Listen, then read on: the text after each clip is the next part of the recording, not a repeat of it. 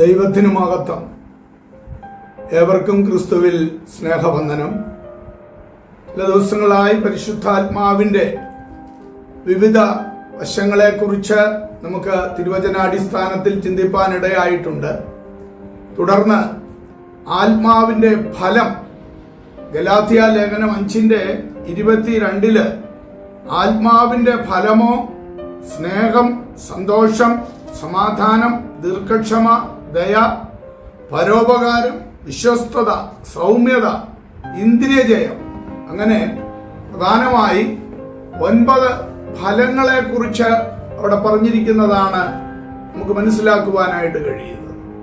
ഇതിൽ ഏറ്റവും പ്രധാനപ്പെട്ടതും ഒന്നാമത്തേതുമാണ് സ്നേഹം എന്നത്.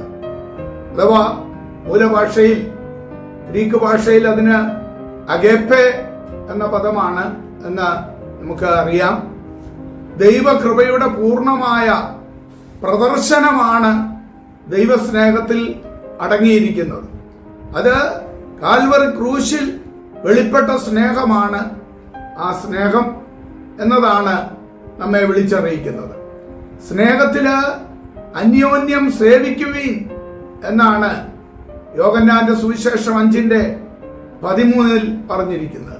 നിങ്ങളുടെ ശത്രുക്കളെ സ്നേഹിപ്പി എന്ന് മത്തായിയുടെ സുവിശേഷം 5:44 ക്രിസ്തു പറഞ്ഞത് വളരെ പ്രാധാന്യമുള്ളതാണ്. രണ്ടാമത്തെ കാര്യം സന്തോഷമാണ്. ഖാറ എന്ന ഒരു ഗ്രീക്ക് പദമാണ് അവിടെ നമുക്ക് മനസ്സിലാക്കുവാനായിട്ട് കഴിയുന്നത്. ക്രിസ്തീയ സന്തോഷം നിറഞ്ഞു കവിഞ്ഞു വരുന്നതായ ആത്മാവിൻ്റെ ഫലമാണ് എന്ന് നമുക്കത് കാണാവുന്നതാണ്.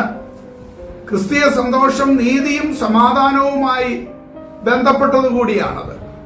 അത് നമ്മുടെ പ്രത്യാശയുടെ ഒരു വലിയ അല്ലെങ്കിൽ നമ്മൾ അത് വലിയ പ്രത്യാശ ഉളവാക്കുന്നതാണ് എന്നും റോമാലേഖനം 14:17 15:13 മറ്റ് അനേക വാക്യങ്ങളിലുമായി നമുക്ക് കാണാവുന്നതാണ്. ക്രിസ്തീയ സന്തോഷത്തിന്റെ ഉറവിടം ദൈവമായതിനാൽ അത് സ്വർഗീയ ദർശനമുള്ളതാണ്.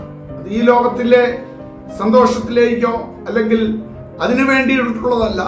അത് സ്വർഗീയ ദർശനം നിറഞ്ഞതാണ്. ലോക സാഹചര്യങ്ങളുടെ മാറ്റം അല്ലെങ്കിൽ അങ്ങനെയുള്ളതായ മാറ്റം മറിച്ചിലുകള് അതിനെ ഒരിക്കലും ബാധിക്കുന്നതല്ല എന്നതാണ്.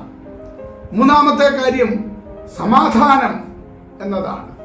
അതിന് എയ്റേനെ എന്ന ഒരു ഗ്രീക്ക് പദമാണ് നമുക്ക് കാണുവാനായിട്ട് സാധിക്കുന്നത്. അപ്പോൾ തന്നെ ശാലോം എന്ന ഒരു എബ്രായ പദവും അതിൽ നമുക്ക് കാണുവാനായിട്ട് കഴിയുന്നുണ്ട്. ദൈവം ആ സമാധാനത്തിന്റെ ദൈവമാകുന്നു എന്നതാണ് റോമാലേഖനം 15:33 ഫിലിപ്പിയ ലേഖനം 4:9 എബ്രായ ലേഖനം 13:20 തുടങ്ങി പല വാക്യങ്ങളിലുമായി നമുക്കത് മനസ്സിലാക്കുവാനായിട്ട് സാധിക്കുന്നത്. യോഹന്നാന്റെ സുവിശേഷം 14:27 എന്റെ സമാധാനം ഞാൻ നിങ്ങൾക്ക് തരുന്നു എന്ന് ക്രിസ്തു പറയുവാനായിട്ട് ഇടയായി തീർന്നു. സമാധാനം ഉണ്ടാക്കുന്നവർ ദൈവത്തിന്റെ പുത്രന്മാർ എന്ന് വിളിക്കപ്പെടും എന്നാണ് മത്തായി സുവിശേഷം 5:9 ക്രിസ്തു പറയുവാനായിട്ട് ഇടയായി തീർന്നത്. അപ്പോൾ ഇന്നത്തെ സാഹചര്യം നമ്മൾ പരിശോധിച്ചു കഴിയുമ്പോൾ എവിടെ നോക്കിയാലും പൊട്ടിത്തെറിയും അസമാധാനവും കൊണ്ട് വളരെ വീർപ്പുമുട്ടിക്കൊണ്ടിരിക്കുന്ന ഒരു ലോകത്തിലാണ് നമ്മളെല്ലാവരും ആയിരിക്കുന്നത്. കഴിഞ്ഞ 2 വർഷമായിട്ട് നമുക്ക് അറിയാം, അതികഠോരമായ യുദ്ധം നടന്നുകൊണ്ടിരിക്കുകയാണ്. ഇസ്രയേലും പാലസ്തീനും തമ്മിൽ കഴിഞ്ഞ 2 വർഷത്തോളമായി വലിയ യുദ്ധം നടന്നു. ഏതാണ്ട് 70,000-ഓളം ആളുകൾ മരണപ്പെടുവാൻ, 20,000-ഓളം കുഞ്ഞുങ്ങൾ അന്ന് മരണപ്പെടുവാനായിട്ട് ഇടയായിട്ടുണ്ട്. ഇപ്പോൾ വീണ്ടും നാം കണ്ടുകൊണ്ടിരിക്കുന്നതായ യുദ്ധ കെടുതികൾ ഇസ്രയേലും ഇറാനും അതേപോലെ അമേരിക്കയും ഒക്കെ ചേർന്ന് ഇപ്പോൾ നടക്കുന്ന ഈ ഭീഭത്സമായ യുദ്ധത്തിലും നാം ഈ ദൂത് കേൾക്കുമ്പോൾ തന്നെ മിസൈലുകൾ പരക്കം പാഞ്ഞുകൊണ്ടിരിക്കുകയാണ്. കപ്പലുകൾക്ക് സമുദ്രത്തിലൂടെ ഓടുവാൻ കഴിയുന്നില്ല. പ്ലെയിനുകൾക്ക് ആകാശത്തിലൂടെ പറക്കുവാൻ കഴിയുന്നില്ല. കരമാർഗം മനുഷ്യന് യാത്ര ചെയ്യുവാൻ കഴിയുന്നില്ല.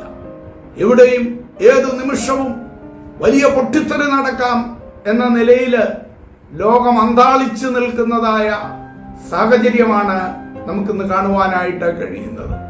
ഇതിനെല്ലാം കാരണം എന്താണ് എന്ന് നമ്മൾ ചോദിച്ചു കഴിഞ്ഞാൽ, ക്രിസ്തു പഠിപ്പിച്ച ആത്മാവിന്റെ ഫലം, ആ സ്നേഹവും ആ സമാധാനവും ഒക്കെ നമ്മളിൽ ഉണ്ടായിരുന്നു എങ്കിൽ, ശത്രുക്കളെ സ്നേഹിപ്പാനായിട്ട് കഴിഞ്ഞിരുന്നു എങ്കിൽ, നിശ്ചയമായിട്ടും ഇതിനെല്ലാം പരിഹാരം അപ്പോൾ തന്നെ ഉണ്ടാക്കുവാനായിട്ട് കഴിയുമായിരുന്നു എന്നതൊരു യാഥാർത്ഥ്യമാണ്.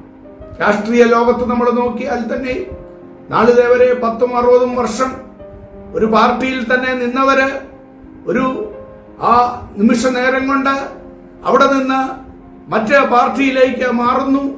വലിയ പൊട്ടിത്തെറികൾ അവിടെ നടക്കുന്നു, വലിയ കോലാഹലങ്ങൾ അവിടെ നടക്കുന്നു. ഇതെല്ലാം നാം കാണുമ്പോൾ കർത്താവ് പഠിപ്പിച്ച ആ ആത്മാവിന്റെ ഫലങ്ങൾ നമ്മളിലുണ്ടോ? അതേപോലെ ആത്മീയ ഗോളത്തിലും നിസാര കാര്യങ്ങളിൽ ആ ദൈവസ്നേഹം നഷ്ടപ്പെടുത്തി മനുഷ്യൻ മുമ്പോട്ട് പോകുന്നത് അവിടെയും പലപ്പോഴും നമുക്ക് കാണുവാനായിട്ട് കഴിയുകയാണ്. അതേ പ്രിയമുള്ളവരെ, ഈ ദൂതുകളൊക്കെ നാം ശ്രവിക്കുമ്പോൾ, അല്ലെങ്കിൽ ഈ ദൈവവചനമൊക്കെ നമ്മൾ വായിക്കുമ്പോൾ, ക്രിസ്തു പഠിപ്പിച്ച ആ അനുഭവത്തിലുള്ളതാകുന്ന ഫലം നമ്മളിലുണ്ടോ എന്ന് നാം നമ്മോട് തന്നെ ചോദിക്കേണ്ടത് ആവശ്യമാണ്. വീണ്ടും അടുത്ത ഫലങ്ങളെ കുറിച്ചും നമുക്ക് അടുത്ത ദിവസം ചിന്തിക്കാം. അവിടുന്ന് നമ്മെ അനുഗ്രഹിക്കുമാറാകട്ടെ.